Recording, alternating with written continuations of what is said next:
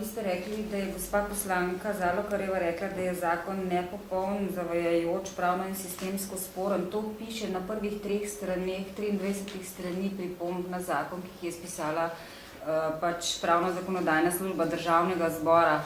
Vi pa pravite, da gre samo za neke tehnične malenkosti. Kako pa zdaj to komentirate? No, poglejte, zakonodajno-pravna služba je služba Državnega zbora, ki v bistvu daje pripombe na posamezne člene. In zakonodajno-pravna služba je podala pripombe na 55 členov zakona, od tega jih samo 7 ni tehnične narave, so vsebinske. In od tega smo v koalicijskih poslanskih skupinah vložili amandmaje k 5 členom, k ostalim členom pa bo Ministrstvo za zdravstvo kot predlagatelj zakona pripravilo in odpravilo te tehnične pripombe.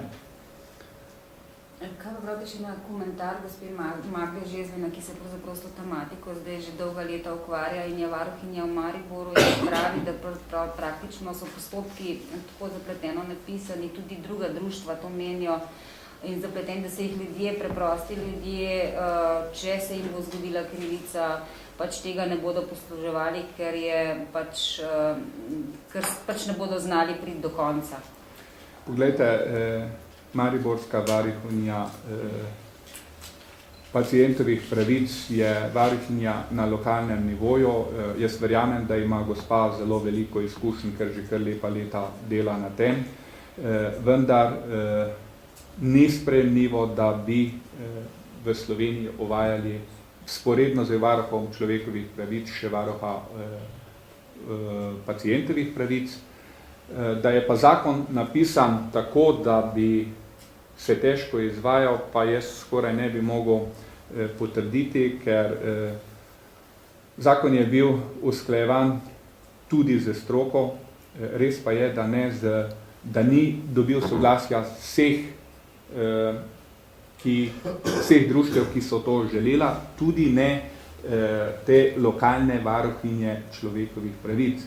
Nihče pa ne poudari tega, da pa varuh človekovih pravic, prejšnji gospod Hanžek in tako zdajšnja varuhinja človekovih pravic, pa izrazito nasprotujeta, da bi se uvajal inštrument varuha človekovih pravic. Tako da, varuha pacientovih pravic. Tako da te trditve ne bodo držale. Skratka, bolj verjamete inštitucijam oziroma se nagibate k inštitucijam kot tistim, ki jim je zakon namenjen bolnikom.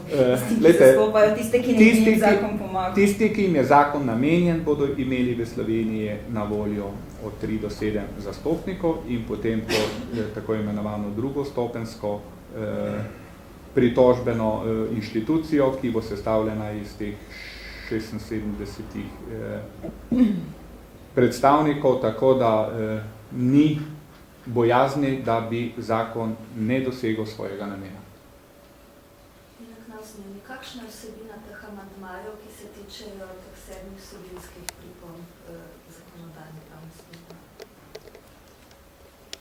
Vsebina teh amandmajev, to vam pa bi zdaj ne mogel konkretno odgovoriti. Od 7 amandmajev, ki so vsebinskega značaja, je 5 pripravljenih in so vloženi v postopek. Vsebinsko pa ne bi mogel vam zdaj odgovoriti.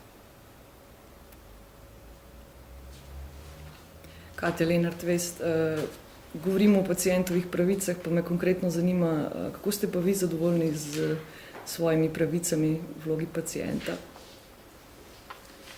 Ja, poglejte, zdaj vprašanje je sicer zelo na mesto, ampak imam v življenju to srečo, da ne uporabljam, da mi ni potrebno uporabljati zdravnika, zato mi na srečo niso tudi pravice kršene. Sploh nikoli ne uporabljate zdravnika? Zelo malo, v zadnjih 32 letih, mogoče 5-krat, 6-krat oziroma samo za zdravnika. Mogoče samo to vprašanje, kdaj ste pa na zadnji ali pa če sploh ste kdaj plačali zdravstvene storitve? Ne, jaz imam urejeno dodatno zdravstveno zavarovanje in te stvari niso potrebne doplačila, če je urejeno dodatno zdravstveno zavarovanje. Hvala lepa. Hvala vam.